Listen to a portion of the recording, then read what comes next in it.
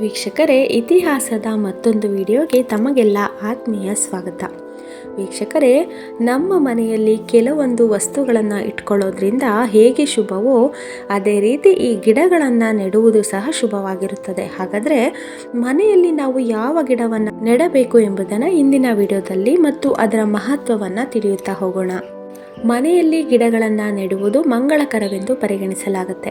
ಇದರಿಂದ ಮನೆಗೆ ಧನಾತ್ಮಕ ಶಕ್ತಿ ಬರುತ್ತದೆ. ಇದು ನಿಮ್ಮಲ್ಲಿ ಸಕಾರಾತ್ಮಕತೆಯನ್ನು ತರುತ್ತದೆ. ಕೆಲವು ಮರಗಳು ಮತ್ತು ಸಸ್ಯಗಳನ್ನು ತುಂಬ ಮಂಗಳಕರವೆಂದು ಪರಿಗಣಿಸಲಾಗಿದೆ. ಅವುಗಳ ಬೆಳವಣಿಗೆಯು ಮನೆಯ ಆರ್ಥಿಕ ಸ್ಥಿತಿಯ ಮೇಲೆ ಪರಿಣಾಮ ಬೀರುತ್ತದೆ.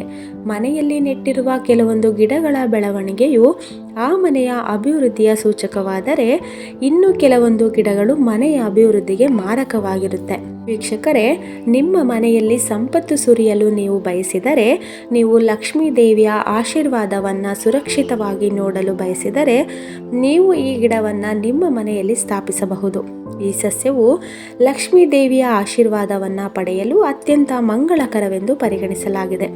ಹಾಗಾದರೆ ಲಕ್ಷ್ಮೀ ದೇವಿಯೇ ನಿಮ್ಮ ಮನೆಗೆ ಬಂದು ಕುಳಿತುಕೊಳ್ಳುವ ಆ ಸಸ್ಯ ಯಾವುದು ಎಂದರೆ ಅದೇ ತುಳಸಿ. ತಾಯಿ ಲಕ್ಷ್ಮಿ ಮತ್ತು ಭಗವಾನ್ ವಿಷ್ಣುವನ್ನ ಬ್ರಹ್ಮಾಂಡದ ರಕ್ಷಕರು ಎಂದು ಹೇಳಲಾಗುತ್ತೆ. ಭಗವಾನ್ ವಿಷ್ಣುವಿಗೆ ತುಳಸಿ ಗಿಡ ಎಂದರೆ ತುಂಬ ಇಷ್ಟ. ತುಳಸಿಯನ್ನು ಕೆಲವು ಸ್ಥಳಗಳಲ್ಲಿ ತಾಯಿ ಲಕ್ಷ್ಮಿಯ ರೂಪವೆಂದು ಪರಿಗಣಿಸಲಾಗುತ್ತೆ.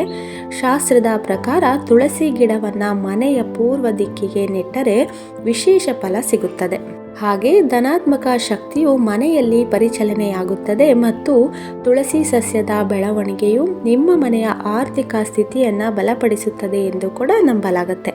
ನೀವು ಮನೆಯಲ್ಲಿ ಅನೇಕ ರೀತಿಯ ತುಳಸಿ ಗಿಡಗಳನ್ನು ಒಟ್ಟಿಗೆ ನೆಡಬಹುದು. ಹಾಗೆ ನಿಮ್ಮ ಮನೆಯಲ್ಲಿ ತುಳಸಿ ಗಿಡವನ್ನು ನೆಟ್ಟರೆ ಅದಕ್ಕೆ ಹಲವು ನಿಯಮಗಳು ಸಹ ಇವೆ.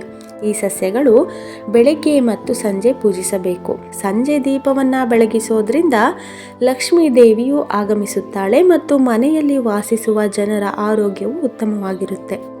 ಹಾಗೆ ವೀಕ್ಷಕರೇ, ತುಳಸಿಯನ್ನು ಮನೆಯಲ್ಲಿ ನೆಡೋದ್ರಿಂದ ಪ್ರಗತಿಯ ಹಾದಿಗಳು ಸಹ ತೆರೆದುಕೊಳ್ಳುತ್ತವೆ. ನೀವು ಯಾವುದಾದರೂ ಶುಭ ಕಾರ್ಯಗಳಿಗೆ ಹೋಗುವುದಾದರೆ ತುಳಸಿ ಗಿಡದ ಮಣ್ಣನ್ನು ಹಣೆಗೆ ತಿಲಕವಾಗಿ ಹಚ್ಚಿಕೊಳ್ಳಿ.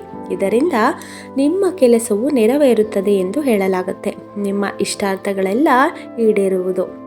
ನೋಡಿದ್ರಲ್ಲ ವೀಕ್ಷಕರೇ, ತುಳಸಿ ಗಿಡವನ್ನು ಮನೆಯಲ್ಲಿ ನೆಡೋದ್ರಿಂದ ಲಕ್ಷ್ಮೀ ದೇವಿಯ ಆಶೀರ್ವಾದ ಮತ್ತು ಶ್ರೀಹರಿಯ ಅನುಗ್ರಹವು ಪ್ರಾಪ್ತವಾಗುತ್ತೆ. ಇದು ವ್ಯಕ್ತಿಯ ಪ್ರಗತಿಗೆ ಕಾರಣವಾಗುತ್ತದೆ.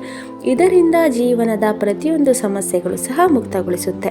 ಇದೇ ರೀತಿಯ ಹೆಚ್ಚಿನ ಮಾಹಿತಿಗಾಗಿ ನಮ್ಮ ಚಾನಲನ್ನು ತಪ್ಪದೇ ನೋಡ್ತಾ ಇರಿ.